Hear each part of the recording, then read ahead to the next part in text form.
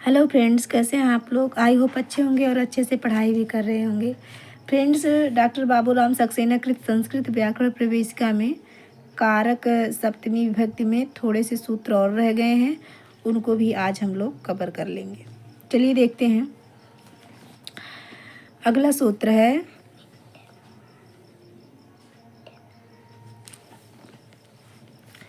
सप्तमी पंचम्यों कारक मध्य, अर्थात दो कारक शक्तियों के बीच के काल और स्थान के वाचक शब्द सप्तमी या पंचमी विभक्ति में रखे जाते हैं। जैसे दो कारक शक्तियों के बीच काल और स्थान, तो यहाँ पे एक सूत्र आप लोगों ने पढ़ा होगा कि काला धनुर अत्यंत संयोगे, तो इसमें अनुवृत्ति उसी की ली जाएगी। तो उसी से ये है कि काल और स्थान के वाचक शब्द सप्तमी या पंचमी विभक्ति में रखे जाते हैं। जैसे अद्य भुक्ता अयम त्र्यह्णाद वा भोक्ता, आज खाकर फिर 3 दिन में या 3 दिनों के बाद खाएगा। यानी त्र्यह्णे या त्र्यह्णाद दोनों लगा सकते हैं, चाहे आप त्र्यह्णे लगाइए चाहे आप त्र्यह्णाद लगाइए। ठीक है। अगला एग्जाम्पल है इहस्तु अयम क्रोसे क्रोशाद व लक्ष्यम विध्येत, यहाँ स्थित होकर यह एक कोश स्थित लक्ष्य को वेध देगा। तो यहाँ क्रोसे आप लगाइए या क्रोशाद, ठीक है। चाहे पंचमी क्रोशाद लगाइए चाहे सप्तमी क्रोसे लगाइए। अब है अगला सूत्र प्रसितो उत्सुकाभ्याम तृतीया च, प्रसित यानी इच्छुक या अभिलाषुक तथा उत्सुक शब्दों के योग में सप्तमी या तृतीया विभक्ति का प्रयोग होता है। जहाँ पे प्रसिद्ध शब्द आएगा या उत्सुक शब्दों के योग में सप्तमी या तृतीया विभक्ति का प्रयोग होता है। जैसे निद्रायाम निद्रया वा प्रसिद्ध उत्सुको वा नींद का इच्छुक, यानी यहाँ पे निद्रायाम ये सप्तमी चाहे आप लगाइए या निद्रया तृतीया लगाइए, तो दोनों लगाया जा सकता है जहाँ पे प्रसिद्ध शब्द आए या उत्सुक। अब है कोश ग्रंथों में के अर्थ में, इस अर्थ को प्रकट करने के लिए सप्तमी विभक्ति का प्रयोग होता है। जैसे ये वाड़ी नहीं है, बाड़ा रहेगा, बाड़ा बलि सुते शरे, तो बल के पुत्र तथा सर के अर्थ में बाढ़ शब्द प्रयुक्त होता है। ठीक है। अब है अगला व्यवहार या आचरण अर्थ वाले शब्दों के योग में भी सप्तमी विभक्ति का प्रयोग होता है। जहाँ पे व्यवहार या आचरण अर्थ वाला कोई शब्द आ जाएगा तो वहाँ पे सप्तमी विभक्ति का प्रयोग होता है। जैसे आर्यो अस्मिन विनयेन वर्तताम, श्रीमान इसके साथ विनय पूर्वक व्यवहार करें। ठीक है। कुरु प्रिय सखी वृत्तिम सपत्नी जनी शकुंतला, ये जो है शकुंतला को उपदेश जब देते हैं कण्व तब का उदाहरण है इसमें। सपत्नियों यानी सौतों के साथ प्रिय सखी का व्यवहार करना। अब आगे गुरुस शिष्टो व्यवहारस्तस्य, गुरुजनों के साथ उसका व्यवहार बड़ा शिष्ट है। तो यहाँ पे भी सप्तमी, गुरुस में सप्तमी लगी है। स्नेह आदर, अगला नियम है स्नेह आदर अनुराग तथा इनका अर्थ देने वाले अन्य शब्दों के योग में सप्तमी विभक्ति आती है। जैसे अस्ति में सोदर स्नेहो अप्यतेषु, इन पर मेरा सगे भाई का सा स्नेह भी है। अब है स्वयोषिति रति, अपनी स्त्री पर प्रेम, तो यहाँ पे स्वयोषिति में सप्तमी लगी है। देवे चंद्रगुप्ते दृढ़म अनुरक्ताः प्रकृतयः, ये मुद्रा राक्षस का एग्जाम्पल है। महाराज चंद्रगुप्त में प्रजा का बड़ा अनुराग है। तो यहाँ पे भी सप्तमी लगी है चंद्रगुप्ते में। दंडनीत्याम नात्यादृतो अभूत दश कुमार, दंडनीति के प्रति उसका बहुत आदर भाव नहीं था। तो दंडनीत्याम में सप्तमी विभक्ति, ये 10 कुमार का जो है एग्जाम्पल है। न तापस कन्यकायाम ममाभिलाषा, तपस्वी कण्व की कन्या पर मेरा प्रेम नहीं है। टिप्पणी में देखिए, परंतु अनुपूर्वक रंज धातु से बने हुए शब्दों का द्वितीयांत के साथ भी प्रयोग पाया जाता है। मतलब कहीं कहीं द्वितीय विभक्ति का भी प्रयोग किया जाता है। जहाँ पे अनुपूर्वक रंज धातु से बना हुआ कोई शब्द है, जैसे ऐसा भवंतम अनुरक्ता अपि वृषलम अनुरक्ताः प्रकृतयः। तो यहाँ पे वृषलम में द्वितीय विभक्ति लगी है, किंतु ऐसे प्रयोगों में अनु को कर्म प्रवचनीय तथा उसके योग में द्वितीय का प्रयोग समझना चाहिए।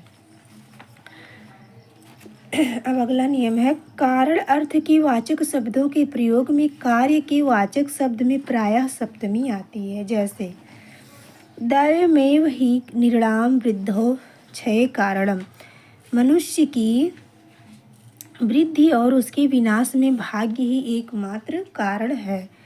तो यहाँ वृद्धो और क्षय में सप्तमी लगी है। युज धातु तथा उससे बने हुए अन्य शब्दों के योग में सप्तमी का प्रयोग होता है। जहाँ पे युज धातु आएगा या उससे बना हुआ कोई अन्य शब्द, तो उसके योग में कौन सी विभक्ति लगेगी? सप्तमी विभक्ति। जैसे असाधु दर्शे तत्र भवान काश्यपो या इमाम आश्रम धर्मे नियुक्ते, पूज्य काश्यप ने जो इसे आश्रम के कर्मों में लगा रखा है यह ठीक नहीं किया। तो यहाँ पे आश्रम धर्मे में सप्तमी विभक्ति लगी है। अब आगे, त्रैलोक्यस्यापि प्रभुत्वम तस्मिन् युज्यते, यहाँ पे भी युज धातु का प्रयोग किया गया है। तो तस्मिन् में, इसके योग में तस्मिन् में सप्तमी विभक्ति लगी है। और यहाँ पे नियुक्ते में भी युज धातु है, तो इसके योग में आश्रम धर्मे में सप्तमी विभक्ति लगी है। तो त्रैलोक्यस्यापि प्रभुत्वम तस्मिन् युज्यते, त्रिभुवन का भी राज्य के लिए उचित ही है। अब आगे टिप्पणी देखिए, युज धातु के बाद वाले उचित अर्थ में विद्यमान उपपूर्वक पद इत्यादि धातुओं तथा उनसे बने शब्दों के योग में भी सप्तमी आती है। षष्ठी भी प्रायः प्रयुक्त होती है, यानी सप्तमी और षष्ठी लगा सकते हैं। जैसे अथ ओपपन्नम एतत् ऋषिकल्पे अस्मिन् राजनि, अथवा इस ऋषिकल्प महाराज के लिए यह उचित ही है। तो इसमें अस्मिन् और राजनि दोनों में सप्तमी लगी है। अब देखिए, ये सप्तमी का उदाहरण हो गया। और उपपन्नम इदम विशेषणम वायो, वायु के लिए यह विशेषण ठीक है, यानी उचित ही है। तो यहाँ वायो में षष्ठी लगी है, तो ये षष्ठी का उदाहरण हो गया। यानी कि सप्तमी और षष्ठी दोनों प्रयुक्त हो सकता है।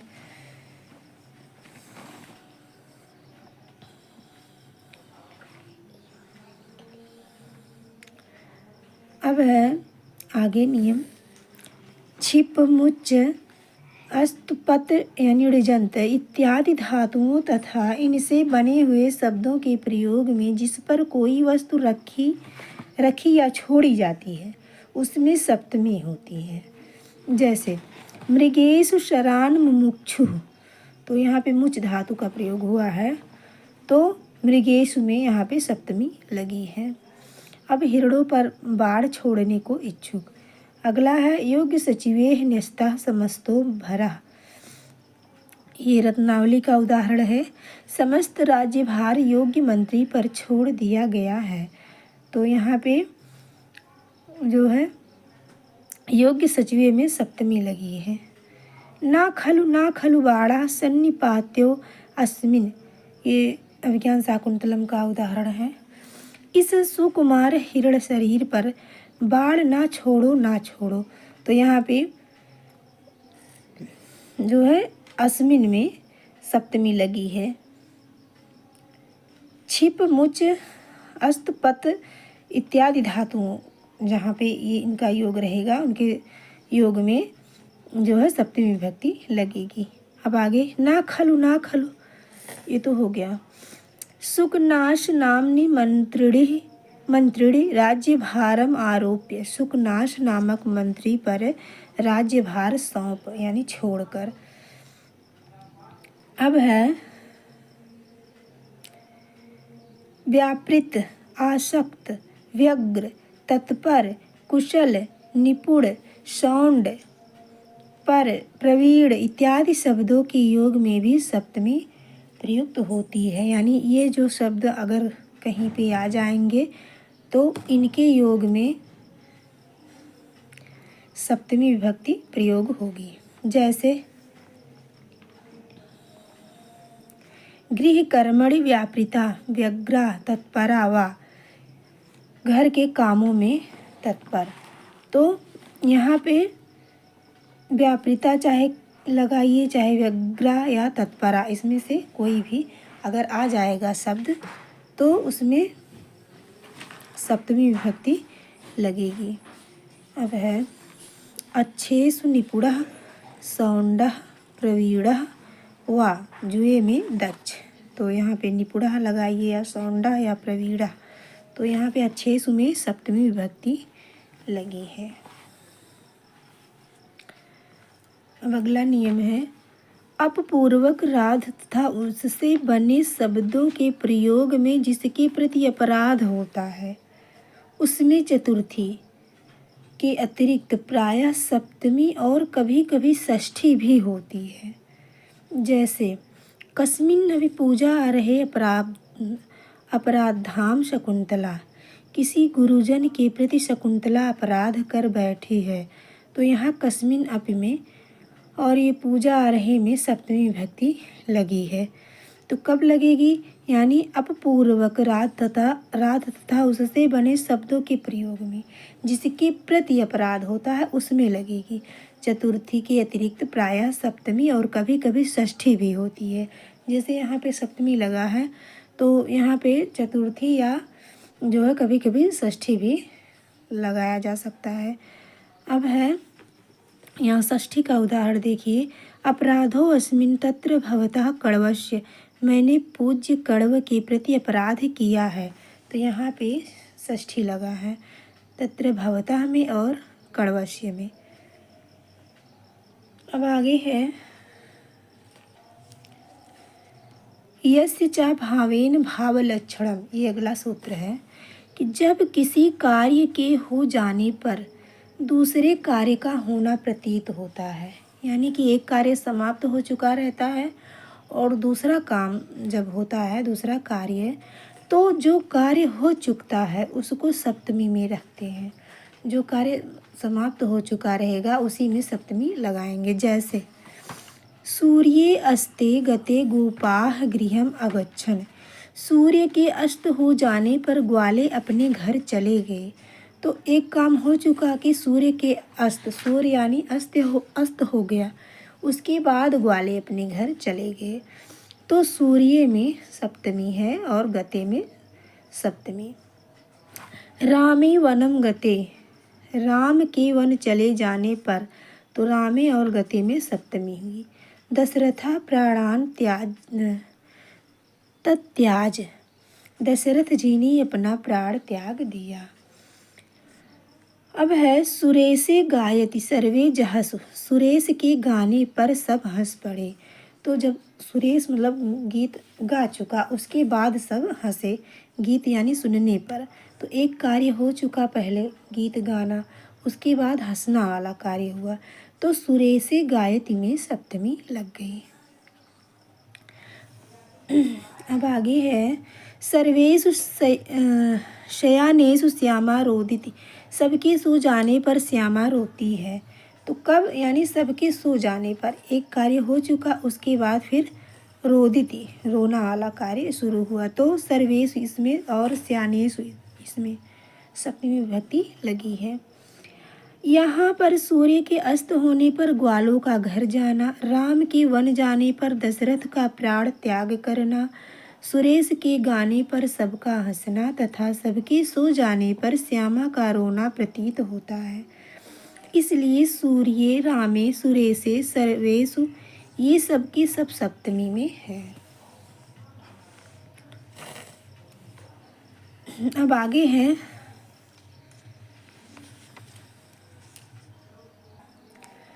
तो फ्रेंड्स हमारा सप्तमी विभक्ति समाप्त हुआ।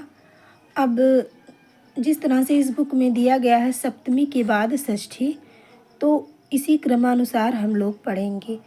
अब सप्तमी विभक्ति हो गया, उसके बाद षष्ठी विभक्ति को हम लोग आगे पढ़ेंगे। तब तक अगर आप चैनल पर नए हैं तो चैनल सब्सक्राइब कर लीजिए और इसको वीडियो को शेयर भी कर दिया कीजिए। तब तक के लिए नमः संस्कृताय।